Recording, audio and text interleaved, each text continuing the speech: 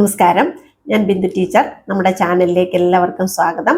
High school higher secondary ക്ലാസ്സുകളിലെ മലയാള പാഠഭാഗങ്ങളുടെ വിശദീകരണവും പഠന പ്രവർത്തനങ്ങളുമാണ് നമ്മുടെ ചാനലിൽ ഉൾപ്പെടുത്തിയിട്ടുള്ളത്.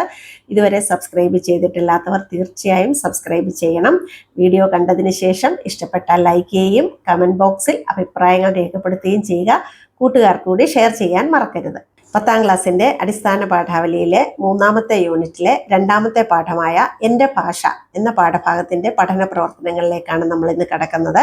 ആദ്യത്തെ ചോദ്യം ഇപ്രകാരമാണ്: മാതൃഭാഷയെക്കുറിച്ചുള്ള കവിയുടെ നിരീക്ഷണങ്ങൾ കണ്ടെത്തി അവതരിപ്പിക്കുക. മലയാളത്തിൻ്റെ മഹാകവിയായ വള്ളത്തോൾ നാരായണ മേനോന്റെ സാഹിത്യമഞ്ജരി 7ാം ഭാഗത്തിൽ നിന്ന് എടുത്തിട്ടുള്ളതാണ് എൻ്റെ ഭാഷ എന്ന കവിത. ഇത് മാതൃഭാഷയെ പ്രകീർത്തിച്ചുകൊണ്ട് എഴുതിയിട്ടുള്ളതാണ്. അമ്മിഞ്ഞപ്പാലിൻ്റെ മാധുര്യത്തോടൊപ്പം പിഞ്ചുകുഞ്ഞിൻ്റെ ചുണ്ടിൽ വിരിയുന്ന ഭാഷയാണ് മലയാളം. അതുകൊണ്ട് മാതൃഭാഷയെ പെറ്റമ്മ എന്ന് തന്നെയാണ് കവി വിശേഷിപ്പിക്കുന്നത്. മറ്റുള്ള ഭാഷകളെ കേവലം വളർത്തമ്മമാരായിട്ടാണ് കവി കാണുന്നത്. മാതൃഭാഷയാവുന്ന മലയാളത്തിൻ്റെ വാത്സല്യ ദുഗ്ധം ആസ്വദിച്ച് ഭക്ഷിച്ചാൽ മാത്രമേ കുഞ്ഞുങ്ങൾക്ക് പൂർണ്ണമായ വികാസവും വളർച്ചയും ഉണ്ടാവൂ എന്നാണ് അദ്ദേഹം പറയുന്നത്. എത്ര മഹത്തരമായ അമൃതാണെങ്കിലും അത് അമ്മയിൽ നിന്ന് നുകർന്നാൽ മാത്രമേ അതിൻ്റെ സവിശേഷത നമുക്ക് ബോധ്യമാവുകയുള്ളൂ. വിശിഷ്ടമായ വേദവും ശാസ്ത്രവും ഹൃദയത്തിൽ പതിയണമെങ്കിൽ അത് മാതൃഭാഷയിലൂടെ തന്നെ ആവണം എന്നാണ് കവി ഇവിടെ പറയുന്നത്. 2ാമത്തെ ചോദ്യം: കവിതയ്ക്ക് ഉചിതമായ ഈണവും താളവും നൽകി അവതരിപ്പിക്കാനാണ് ആവശ്യപ്പെട്ടിരിക്കുന്നത്. എൻ്റെ ഭാഷ എന്ന കവിത വള്ളത്തോളിൻ്റെ സാഹിത്യമഞ്ജരി 7ാം ഭാഗത്ത് നിന്ന് എടുത്തിട്ടുള്ളതാണ്. ഈ കവിത മഞ്ജരി വൃത്തത്തിലാണ് രചിക്കപ്പെട്ടിട്ടുള്ളത്. വളരെ ഭാവാത്മകമായും താളത്തിലും പാടാൻ കഴിയുന്ന രീതിയിലാണ് ഇത് എഴുതപ്പെട്ടിട്ടുള്ളത്. ഈ വൃത്തവും അത്തരം സവിശേഷതയുള്ള ഒരു വൃത്തം തന്നെയാണ്. അപ്പം ആ കവിത ഒറ്റയായിട്ടും കൂട്ടമായിട്ടുമൊക്കെ ആലപിച്ച് അതിൻ്റെ അർത്ഥവും അതിൻ്റെ ഭാവവും ഒക്കെ ഉൾക്കൊള്ളാനായിട്ട് ശ്രമിക്കുക. അടുത്ത ചോദ്യം: ബുദ്ധിമാന്മാരെ സ്വഭാഷത്തറവാട്ടിൽ സ്വത്ത് വളർത്തുവാൻ യത്നം ചെയ്യുവിൻ.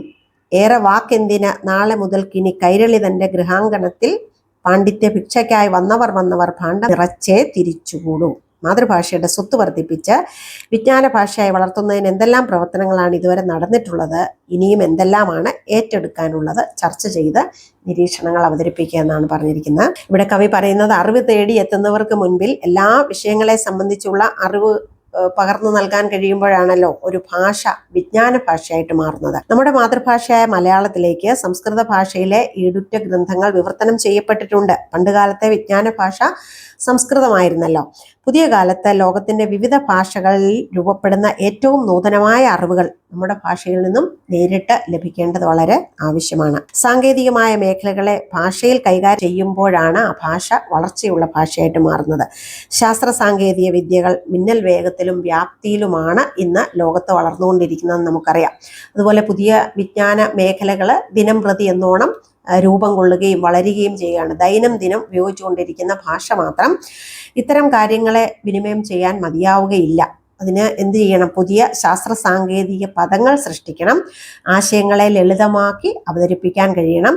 മാതൃഭാഷയിലുള്ള ശൈലികളും പദസമ്പത്തിലുമൊക്കെ മാറ്റം വരുത്തേണ്ടത് അനിവാര്യമാണ്.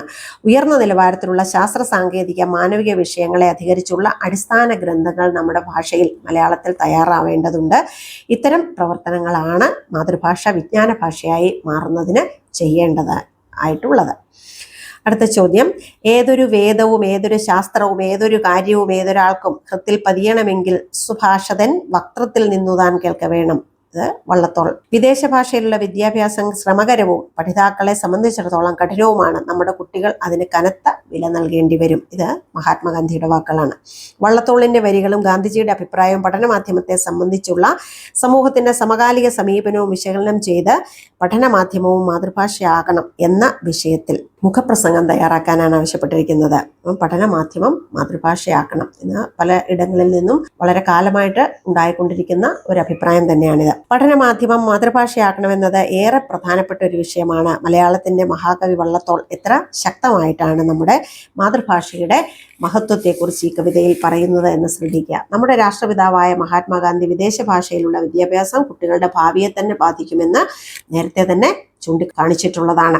വിദ്യാഭ്യാസം മാതൃഭാഷയിലൂടെ ആവണം എന്ന് വാദിക്കുന്നതിന് നിരവധി കാര്യങ്ങളുണ്ട്.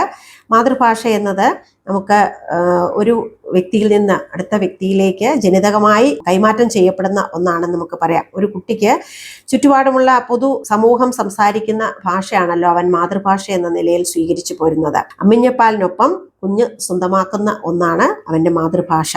ഇത് നമുക്ക് വിദ്യാഭ്യാസം ലഭിക്കാൻ തുടങ്ങുന്നതിന് മുമ്പ് തന്നെ അവൻ അതിലെ വാക്കുകളൊക്കെ സ്വായത്തമാക്കുന്നുണ്ട്. കുട്ടിയുടെ പഠിക്കാനുള്ള കഴിവ്, ചിന്തിക്കാനുള്ള കഴിവ്, ആശയവിനിമയത്തിനുള്ള കഴിവ് ഇതൊക്കെ രൂപപ്പെടുന്നത് വളരെ ചെറുപ്പത്തിൽ തന്നെ ആയതിനാൽ മാതൃഭാഷയ്ക്കുള്ള പ്രാധാന്യത്തെ നമുക്കൊരിക്കലും കുറച്ച് കാണാൻ കഴിയുകയില്ല. പ്രാഥമിക തലത്തിലുള്ള പഠനം കുട്ടിയെ സംബന്ധിച്ചിടത്തോളം വളരെ പ്രധാനം. അതായത് വിദ്യാഭ്യാസത്തിന്റെ അടിത്തറയാണ് ആ ഘട്ടത്തിൽ സംഭവിക്കുന്നത്. അപ്പോൾ അത് ഭാവി പഠനത്തിന്റെ അടിസ്ഥാനവുമാണ്. സ്വന്തം ഭാഷയിലൂടെ അല്ലാതെ ഉള്ള വിദ്യാഭ്യാസം ഈ അവസരത്തിൽ കുട്ടികളെ ബാധിക്കുന്നു. അതുകൊണ്ട് തീർച്ചയായും മാതൃഭാഷയിലൂടെ തന്നെ ആയിരിക്കണം അവരുടെ പഠനം. കേരള സംസ്ഥാനത്തിലും ലക്ഷദ്വീപിലും പുതുച്ചേരിയുടെ ഭാഗമായ മയ്യഴിയിലും ഇന്ന് സംസാരിക്കപ്പെടുന്ന ഭാഷ എന്ന് പറയുന്നത് മലയാളമാണ്. ഇന്ത്യയിൽ ശ്രേഷ്ഠ ഭാഷാ പദവി ലഭിക്കുന്ന 5ാമത്തെ ഭാഷയാണ് മലയാളം. ഇന്ത്യൻ ഭരണഘടനയിലെ 8ാം ഷെഡ്യൂളിൽ ഉൾപ്പെടുത്തിയിരിക്കുന്ന ഇന്ത്യയിലെ 22 ഔദ്യോഗിക ഭാഷകളിൽ ഒന്നാണ് മലയാളം. മലയാള ഭാഷയെ കൈരളി എന്നും വിളിക്കുന്നു. ലോകത്ത് ആകമാനം ഏതാണ്ട് 3.25 കോടി ജനങ്ങൾ മലയാള ഭാഷ സംസാരിക്കുന്നുണ്ട്. ഗവൺമെന്റ് സ്കൂളുകളിലും എയ്ഡഡ് സ്കൂളുകളിലും മലയാളം തന്നെ ആയിരിക്കണം അധ്യയന മാധ്യമം. രാജ്യത്ത് ത്രിഭാഷാ പദ്ധതി നിലനിൽക്കുന്നുണ്ട്.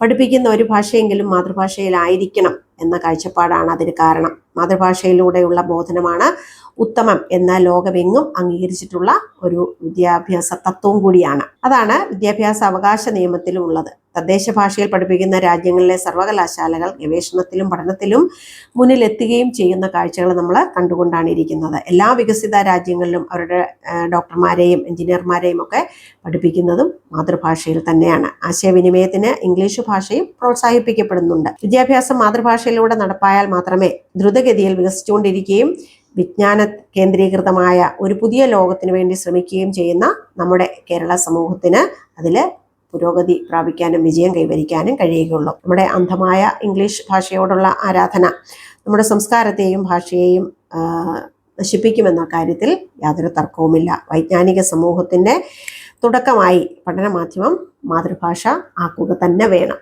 അടുത്ത ചോദ്യം, മാതൃഭാഷ പ്രമേയമായി വരുന്ന കവിതകൾ ശേഖരിച്ച് കവിത അരങ്ങ് സംഘടിപ്പിക്കുക എന്നുള്ളതാണ്. നമുക്ക് മാതൃഭാഷയെ പ്രധാന പ്രമേയമായി വരുന്ന നിരവധി കവിതകൾ നമ്മുടെ ഭാഷയിൽ ഉണ്ടായിട്ടുണ്ട്. അവയൊക്കെ കണ്ടുപിടിക്കാൻ ശ്രമിക്കുക. അവയെ ഉൾക്കൊള്ളിച്ചുകൊണ്ട് ക്ലാസ്സിൽ കവിത അരങ്ങ് സംഘടിപ്പിക്കാനും ശ്രദ്ധിക്കുക. ഇതോടുകൂടി പഠന പ്രവർത്തനങ്ങൾ ഇവിടെ അവസാനിക്കുകയാണ്. പുതിയ പാഠഭാഗവുമായി അടുത്ത ക്ലാസ്സിൽ വീണ്ടും കാണാം. എല്ലാവർക്കും നമസ്കാരം.